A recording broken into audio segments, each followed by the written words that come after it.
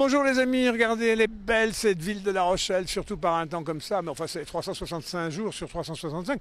Le vieux port là-bas, c'est celui qui vous fait tant rêver, direction le Nouveau Monde, et puis surtout toute une ville historique qui s'arrime à cet endroit précis.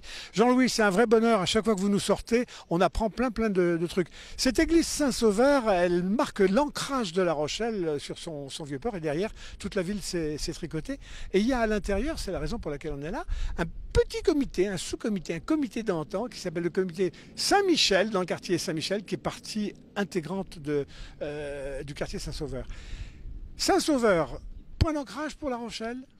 Oui, c'est la première paroisse, la première église intramuros, et qui est attestée déjà même avant la création de La Rochelle. En tout cas un lieu de culte, puisque des recherches ont évoqué une terre de Saint-Sauveur, ici précisément, la Pré-Maubec. Et donc cette église a structuré vraiment tout le quartier. Alors évidemment, aujourd'hui, l'église que l'on voit ici est du XVIIIe siècle, début XVIIIe.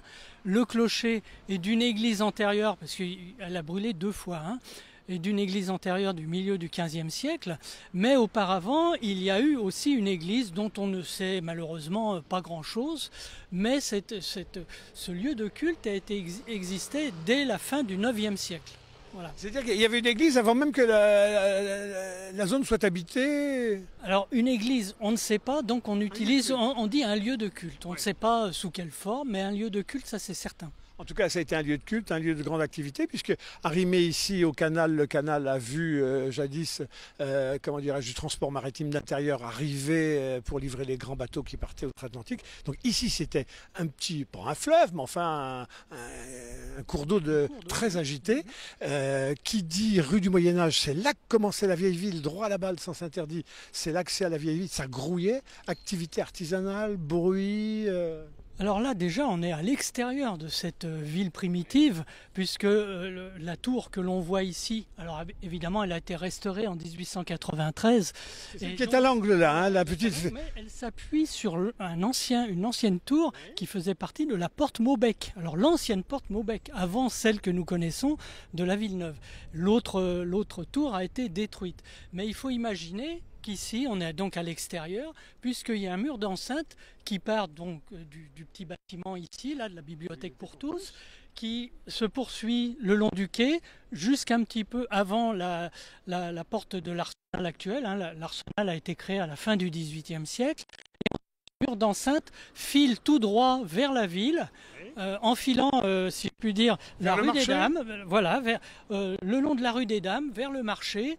Elle traverse la fin du marché et elle aboutit à une autre porte, la porte Malvaux. Jean-Louis, ce qu'on appelle le parking de l'Arsenal, en fait, il est complètement scie à la place de cette enceinte. Une partie, oui, en effet, oui, la partie donc légèrement à gauche de l'actuelle porte de l'Arsenal. Alors les sociétés succèdent, vitupèrent, il y a des protestants, il y a des catholiques, chacun veut son lieu de culte.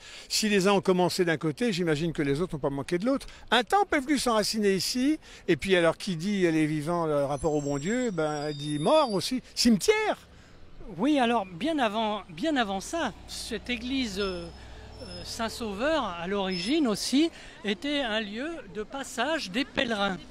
Et les pèlerins, à cette époque, là on parle du XIIIe, XIVe siècle, avaient l'habitude de déposer en signe de piété des reliques.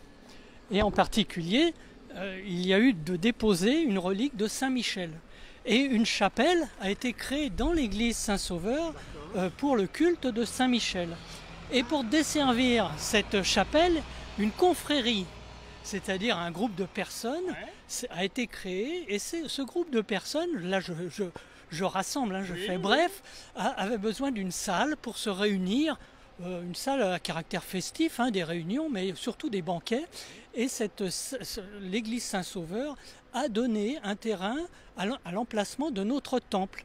C'est devenu donc la salle Saint-Michel. Et là où vous parlez des protestants, cette confrérie de Saint-Michel a été liquidée en 1565, et ça tombe bien parce que à cette époque-là, la communauté protestante de La Rochelle commence à vraiment s'enrichir en termes de croyants, de membres de cette communauté, et il fallait des lieux de culte. Alors au départ, c'est des particuliers, comme Louis Gargoulot par exemple, qui recevait dans son logis les protestants, et après il y a eu donc cette salle Saint-Michel qui a servi de lieu de culte pour les protestants. Donc c'est le premier temple avec la salle Saint-Yon. C'est un quartier qui est resté un quartier très très convivial, les gens serrés les uns sur les autres, puisque du coup, c'est un des comités de quartier de l'hypercentre et de l'hypercentre ancien, qui est des plus vivaces, on va le voir tout à l'heure avec sa présidente Madeleine Sagot. Juste avant qu'on s'engouffre, comme si le mur d'enceinte existait encore à travers ce mur et qu'on pénètre le quartier,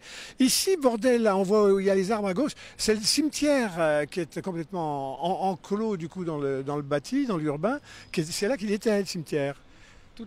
Toutes les églises des paroisses, sous l'Ancien Régime, avaient leur propre cimetière pour les gens de la paroisse. Et donc, évidemment, l'église Saint-Sauveur ne manquait pas, évidemment, à cette...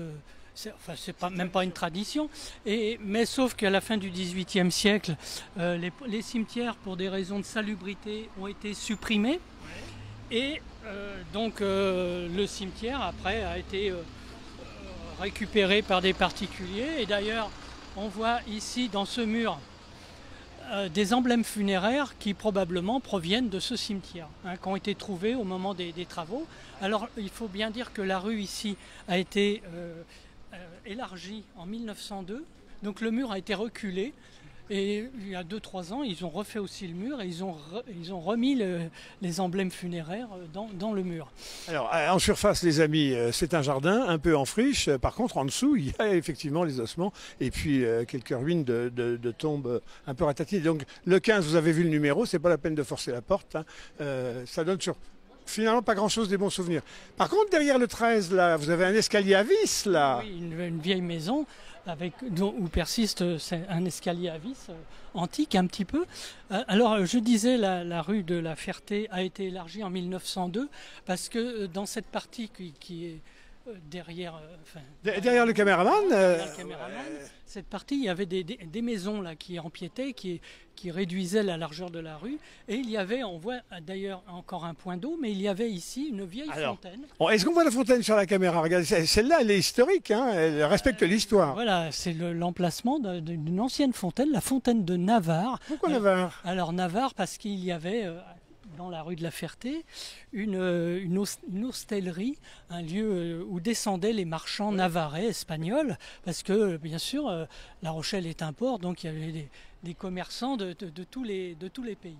Les amis, je vous avais promis une rencontre inouïe. C'est la rencontre avec l'agitatrice de ce comité de quartier singulier, c'est Madeleine Sagot. On est dans le quartier Saint-Michel. Bon, venez nous rejoindre, Elle demande si elle s'assoit. Un grand bonjour. Bonjour Denis. Et puis merci Madeleine de nous accueillir dans ce micro-quartier porteur de la grande histoire du vieux quartier médiéval de La Rochelle. Il y a des maisons à colombage dans le coin? Alors il y en a au bout de la rue, là, enfin dans la petite rue Saint-Michel. Ici, en fait, nous sommes sur l'arrière de la rue des Merciers. Ouais. Et souvent, comme souvent à La Rochelle, ce sont des lanières et donc ça correspond à l'arrière de ces maisons. Donc souvent, c'était utilisé comme entrepôt. D'ailleurs, on voit des grandes ouvertures. En bas, mais regardez, en façade aussi, il y a les treuils. Voilà, mais c'était des maisons de marchands. Et donc là, on est sur l'arrière de ces maisons. Ouais. Alors Madeleine, on est donc là, c'est votre domaine, c'est votre univers, on est dans le quartier Saint-Michel, vous avez dit Saint-Sauveur, c'est bien, mais enfin, c'est Saint-Michel. Alors c'est vrai que c'est une des composantes de Saint-Sauveur. Saint-Michel, vous y êtes attaché, il y a la rue, la grande rue Saint-Michel, la petite rue Saint-Michel, la cour Saint-Michel. On nous a expliqué tout à l'heure pourquoi Saint-Michel. Qu'est-ce qui vous attache viscéralement à ce quartier, vous? D'abord parce que j'y travaille. Oui. Et puis c'est la couturière du coin. Alors les amis, loupez pas, quand il faut faire des doublures, etc. C'est la reine de tout. Elle crée. Et puis depuis 35 ans que j'y suis implantée, en fin de compte, on se connaît tous les uns les autres. Ouais. C'est un petit quartier vachement sympa, donc ça englobe les rues Saint-Michel, comme tu l'as dit, plus la rue des Dames, la rue de la Rochelle. Voilà, c'est toutes ces petites rues, donc avec tous les habitants qui sont là aussi depuis quelques années. Parce que je ne sais pas si Jean-Louis l'a dit, mais en fin de compte, le petit quartier, moi, où je suis, la rue des Dames, là, c'est le petit quartier à 40 ans. Puisque les HLM, là, il y avait une... J'ai travaillé au bout de la rue de la Rochelle, chez Alvarez, où on livrait les journaux. Et donc c'était un cul-de-sac, hein, la rue de la Rochelle, il y avait juste un petit bout de rue. Et tout après, parce que c'était l'ancien couvent des Dames Blanches, enfin une partie des bâtiments conventuels qui ont été abattus et remplacés par les immeubles actuels. Donc, la moitié du quartier Saint-Michel était en dehors le mur, dans la ville d'aujourd'hui, et l'autre moitié était à l'intérieur, c'est là où on est, c'est la partie la plus noble. Voilà. C'était un quartier, alors je disais, animé, agité, il y avait au moins des agitations religieuses, puisque vous le disiez, ça c'est le temple, bon, mais juste à côté, vous nous parlez de Bonne Sœur, un cloître, donc alors, les gars rivalisaient sur le foncier, c'est chez moi, c'est à toi, je te reprends tout. En 2 mots pour l'histoire, donc il y avait la salle Saint-Michel ici, mais après le siège de 1628, les terrains ont été donnés aux Récollets, un ordre religieux, qui ont bâti leur couvent ici, donc le couvent que l'on voit ici, qui allait jusque de l'autre côté, bien sûr, jusqu'à la rue Amelot, et ils ont construit leur église ici au XVIIe siècle. Ces religieux récollets se sont fait virer à la Révolution, et après la Révolution, les bâtiments, les protestants en 1799 ont acheté l'ancienne église pour en faire leur temple, ce qui est encore aujourd'hui, et le couvent a été donné aux Dames Blanches. Parce que les Dames Blanches... Dont la mission était... Alors, de secourir les filles en perdition. Les pénitentes forcées, volontaires ou forcées. Oui. Ce qui veut tout dire, il vaut mieux pas savoir ce qui s'y passait. Ces Dames Blanches elles-mêmes avaient été virées de La Rochelle au moment de la Révolution parce qu'elles étaient établies à l'ancienne maternité qui était devenue depuis un dépôt de mendicité. Donc ces Dames Blanches se sont installées ici et aujourd'hui il n'y a plus que le cloître puisque, comme on le disait tout à l'heure, le reste des bâtiments a été abattu. Bon, le quartier, comme il était très bougeant, il était un peu insalubre, mais il y avait de l'eau quand même, sauf que de l'eau dans quel état? Entre les infiltrations d'eau d'égout d'un côté, la remontée des eaux sales usées du fossé, du fleuve, entre guillemets, la conjonction de tout ça, on n'était pas terrible. De l'eau saumâtre, mais c'était de l'eau. Oui. Voilà. Alors on parlait du cloître, pour ceux qui le connaissent, ça va être un très bon souvenir que de revoir ces images. Pour ceux qui ne le connaissent pas, vous allez dire, mais il y a aussi ça, La Rochelle. Ben oui, il n'y a pas que des tours, les amis. Le bon Dieu était présent de mille formes, ça a donné lieu à des architectures. Regardez ce cloître, le cloître des Dames Blanches, voilà, sous la caméra de Maxime. Madeleine, on arrive à un lieu qui est presque un lieu charnière, j'allais dire, entre la vieille ville et la nouvelle ville. Est-ce que les gens, dites donc, cette séparation de l'ancien mur d'enceinte, ça fait pas une coupure? Les gens se parlent bien, ça vit ensemble? Ou non, on n'est pas du même quartier, disent-ils? Ah bah écoute, on te dira ça ce soir, à l'occasion de notre mini-banquet qui va réunir justement tous les habitants et les commerçants de la rue Saint-Michel, de la rue des Dames, là-bas, voilà. C'est le banquet des voisins? Oui, c'est un peu le banquet des voisins, c'est la première fois qu'on fait ça, on va voir ce que ça donne. C'est ouvert aux autres qui n'habitent pas la rue ou le quartier? Bah, c'est mieux qu'on se connaisse tous d'abord les uns les autres avant de parler aux autres qui sont rue des Merciers, qui sont plus... les amis, si vous voulez vous joindre au festoiement, essayez de n'arriver que pour le dessert ou le café, vous voyez, le moment le meilleur, mais sans que ça dérange trop non plus. Alors cette rue, ça quand on la voit, on se dit, ah regarde, ici c'est jolie histoire, les souterrains vraisemblablement, etc. Jean-Louis, qu'est-ce que vous diriez sur cette rue, qui est la rue Saint-Michel? Alors ça c'est celle en titre. Voilà, c'est une rue typique de la vieille ville, puisque là, je vous rappelle, on est encore dans les confins, tout près des murs, des murs. Et donc là, c'est des relations pour aller, comme la rue de la Rochelle, pour aller dans la rue des Merciers, la rue Saint-Yon, qui étaient déjà les rues commerçantes. Les grandes rues commerçantes, on voit les arcades historiques de la Rochelle, on les voit là-bas. Ici, il reste encore une maison à colombage avec son encorbellement. Voilà, donc là, on est vraiment dans le vieux La Rochelle. Alors, rue de la Poulaillerie. Alors, c'est l'ancienne. Elle s'appelait Poulaillerie? Elle s'appelait, et on appelait Saint-Michel, une fois qu'il y a eu la salle Saint-Michel. Ouais. Bon, après, voilà. Mais le nom des rues, c'est souvent par l'usage. Il n'y a pas de délibération comme aujourd'hui. Alors, il y a une rue Sardinerie, mais elle n'est pas dans ce quartier. Et pourtant, c'est dans ce quartier qu'il y avait des sardineries, je crois, Madeleine. Bah écoute, oui. Jean-Louis. Bah voilà. Bon, Jean-Louis, il paraît qu'il y avait des sardineries dans le coin. Oui, ça ne sent pas, ça ne sent plus, en tout cas? Non, ça ne sent plus. Alors, c'est de l'autre côté.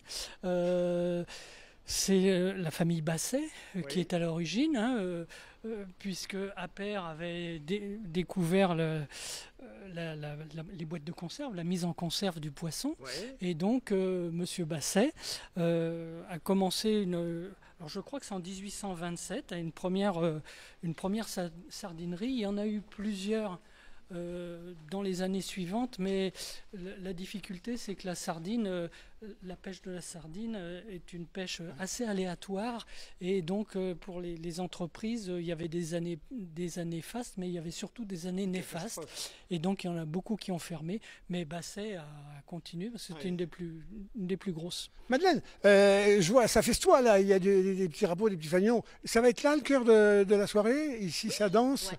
Alors, ça va danser, je sais pas. En tout cas, on va partager le verre de l'amitié autour de petites que chacun ramènera, des petites friandises que chacun ramènera, des petits verres, voilà, histoire de passer un bon moment. Et on a commencé donc avec l'équipe des habitants du quartier qui ont bien voulu participer. On a commencé à décorer la place. Vous attendez combien de personnes? Oh là, on va ouais, quand même, hein, c'est on va beaucoup. peut-être en refuser. On est à deux doigts, mais bon, venez tous quand même. Quoi. Ça fait quoi, 200, 100, 80, 2000? Ouais, à peu près, ouais. Plus que pour les Franco, tu vois. C'est la première édition, la deuxième, la dixième? C'est la première. C'est la première. On est aidé avec le centre social Christine Faure, avant qu'il déménage. Donc c'est eux qui nous aident, et puis à mettre ça en place. Donc c'est eux qui ont fait les fanions. Hein. Mais on espère que ça va être un petit moment festif, et puis que chacun fasse connaissance avec tout le monde, quoi, parce que c'est un quartier très vivant. Alors, dites, on voit une cheminée qui a un caractère un peu industriel, 19e, début 20e. Il y avait quoi? Il y avait, Jean-Louis, une fois qu'on a passé le mur, il y avait un peu des usines ici, je sais pas, des fabriques de quelque chose? Conserverie, là, du coup, je ne peux pas vous répondre vraiment certainement. Dites donc, il y a une chouette couturière, là, si on cadre. C'est chez vous? Alors, est-ce que vous créez des trucs du Moyen-Âge? Non. Non. Essayez de mélanger les genres, hein, c'est à la mode de mélanger les genres. Non, je suis pas costumière. Voilà, les amis, en tout cas, c'est un beau, long, mais précis récit. Il ne vous reste plus qu'à vous répandre dans La Rochelle, nourri de cette petite musique-là, et vous allez tout comprendre à cette ville. Et vous aurez peut-être même envie d'en être. On est déjà beaucoup à vouloir habiter à La Rochelle. Hein. Un peu trop. Pas trop ouvrir les portes. Hein. Non. Puis de toute façon, il y a des tests à faire passer à tous les nouveaux arrivants là. Non. Vous avez vu, ça lésine pas. Hein. Dès que les gens sont aux manettes ici, c'est pas Richelieu, mais. Oui, non, faut se méfier. Je pense qu'on a été assez envahis comme ça par les Anglais, les Espagnols, les Allemands. Donc maintenant, on se méfie d'un peu tout le monde. Enfin. La Rochelle, belle et rebelle. Madeleine, la belle et la rebelle. Jean-Louis, on n'a rien oublié? Oh, on pourrait toujours dire pendant des heures, oui, bien sûr. Non, mais là, je pense que par rapport à Saint-Michel, vraiment le quartier, je pense qu'on a fait à peu près le tour. Voilà, le beau quartier du Moyen-Âge Saint-Sauveur, au cœur duquel, cœur du réacteur, le quartier Saint-Michel, animé par des tas de gens qui rendent cette ville agréable. Parce que vous savez, on dit toujours La Rochelle, elle est belle naturellement, donc tout vient. Non, ça vient quand les gens s'agitent et puis commencent à donner d'eux-mêmes. En tout cas, ils donnent d'eux-mêmes. Merci, bonjour, des cyclistes. Allez, à bientôt les amis sur DLR TV. Merci Jean-Louis, à bientôt. Et puis on sera de la fête ce soir. Hein. J'espère. Allez, ciao.